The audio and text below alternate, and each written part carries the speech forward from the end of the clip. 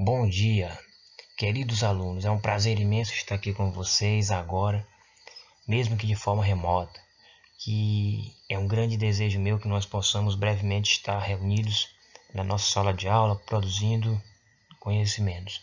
Como o momento não o permite, vamos ficar por aqui de forma à distância.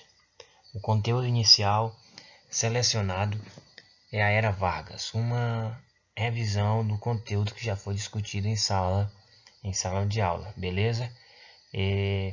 As atividades já estão na plataforma virtual e vocês já podem estar resolvendo as questões referentes à Era Vargas, certo? Vamos lá, tudo de bom? Hoje vamos começar. A Era Vargas, 1930-1945, isso já foi claramente colocado em outros momentos. Está inserido no contexto do Brasil República, uma vez que a República foi proclamada em 1889. Até aqui, nenhuma dúvida, nenhuma novidade. O governo de Getúlio Vargas, em 1930-45, ele é dividido em três momentos: o governo provisório, de 30 a 34, o governo constitucional, de 34 a 37, e o Estado Novo, de 37 a 45. Então vamos lá de governo provisório. Getúlio Vargas passou a governar por meio de decretos-lei, ou seja, decretos assinados pelo presidente para governar. Getúlio Vargas nomeou os interventores, pessoas de sua confiança, para governar determinadas regiões do Brasil. Pessoas de São Paulo poderiam governar o Rio Grande do Sul, se essa fosse a vontade de Getúlio Vargas. E, assim como qualquer outra região, poderiam chegar pessoas indicadas por Vargas. Nesse período, houve um atrelamento dos sindicatos ao governo, a criação do Ministério do Trabalho, Indústria e do Comércio, a criação das leis trabalhistas, e inclusive aqui as 8 horas diárias, salário mínimo, aposentadoria, férias e a estabilidade. Como nós colocamos em sala de aula, Getúlio Vargas, o pai dos pobres.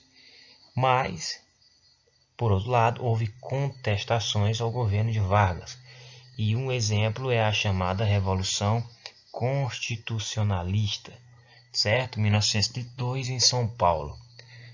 Queria uma nova Constituição.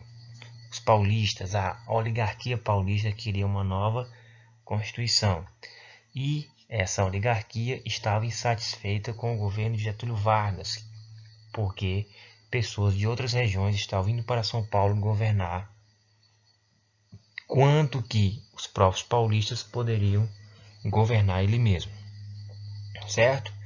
Então o que é que se percebe? Que a classe média urbana paulista estava insatisfeita com o governo de Getúlio Vargas.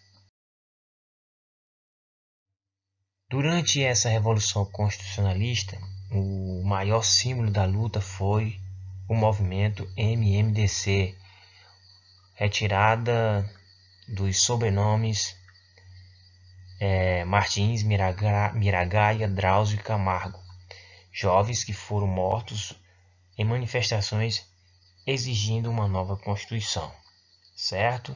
Então, o que é que nós percebemos? Dois exemplos básicos, dois objetivos da Revolução Constitucionalista: que São Paulo fosse governado por paulistas e que uma nova Constituição fosse aprovada. Qual o resultado desse conflito? Getúlio Vargas militarmente venceu, mas moralmente os paulistas venceram. Vamos lá entender por quê.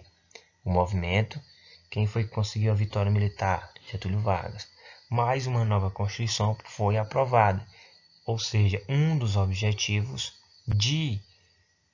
da Revolução Constitucionalista foi alcançada, beleza? E essa Constituição ela foi aprovada em 1934. Apesar dessa Assembleia Nacional Constituinte ter sido estabelecida em 1933, Constituição aprovada em 1934. Já o período constitucional, 34 a 37, o próprio nome diz, Constituição. De que ano? 34. O que essa Constituição estabelecia? Voto secreto, obrigatório e direto, voto feminino, justiça eleitoral, corporativismo, confirmação das leis trabalhistas e o mandato presidencial de 4 anos. Mais uma vez, relembrando, Getúlio Vargas, o pai dos pobres, confirmação de leis trabalhistas, certo? Há alguns pontos peculiares da era Vargas. Ele foi o primeiro presidente eleito indiretamente. Inclusive, ele exercia uma intervenção muito grande na exploração dos minérios no Brasil. Beleza? Certo? Durante o governo constitucional, Getúlio Vargas ele passou a exercer um monopólio sobre as indústrias. Lembrando que é chamado de o pai dos pobres e a mãe dos ricos. Pai dos pobres, CLT, mãe dos ricos, promoveu o desenvolvimento industrial, certo? Para isso ele garantiu autonomia para os sindicatos, isso no governo constitucional, porque no governo do Estado Novo, essa autonomia dos sindicatos não vai existir. Jornada de trabalho de 8 horas, descanso semanal remunerado, férias remuneradas, proibição do trabalho a menores de 14 anos e a instituição da justiça do trabalho. Portanto, Getúlio Vargas, pai dos pobres e a mãe dos ricos. Captaram? O Estado Novo, de 1937 a 45. O que o Estado Novo estabelecia? Foi criada uma nova Constituição em 1937, polaca, porque aproximou-se do modelo polonês, que era de orientação fascista. Lembrando que nesse modelo fascista, autoritário, repressor, o Brasil passou para o estado de emergência, ou seja, plenos poderes ao presidente e à polícia. Houve o fechamento do Congresso Nacional e a proibição de greves. Lembrando que o Estado Novo foi estabelecido mediante um plano falso de ataque comunista ao Brasil, o chamado Plano Cohen, onde os comunistas iriam invadir o Brasil e o Getúlio Vargas se colocou como grande salvador, passando a ter um apoio. Mas Vargas deu um golpe de Estado, esse plano era falso e Vargas, de certa forma, vai se tornar um governo altamente autoritário, repressor, violento. Durante o Estado Novo, foi criado o DIP, Departamento de Imprensa e Propaganda, órgão para fiscalizar as informações que poderiam circular ou não. Informações contrárias ao governo Vargas foram proibidos, foram, de certa forma, prevalecidos, defendidos e publicados somente informações favoráveis a Vargas. A oposição não tinha espaço, era perseguida, era presa. As forças armadas utilizadas para combater os opositores de Getúlio Vargas. O fascismo, modelo ditatorial que estava em alta na Europa, passou a ser o plano-chave do governo de Getúlio Vargas durante o Estado Novo.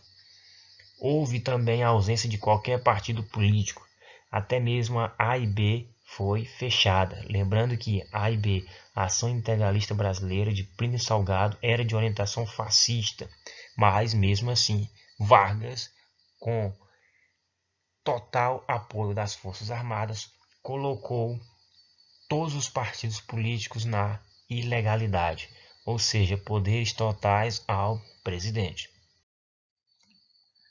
Para finalizar, vocês vão de forma cautelosa, com cuidado, se dirigir até a nossa sala virtual, responder as atividades que lá estão e em outro momento vamos retornar para nós discutirmos essas questões. Um abraço a todos, até a próxima. Muito obrigado pela atenção. Qualquer dúvida, questionar na nossa plataforma virtual. Um abraço a todos e até mais.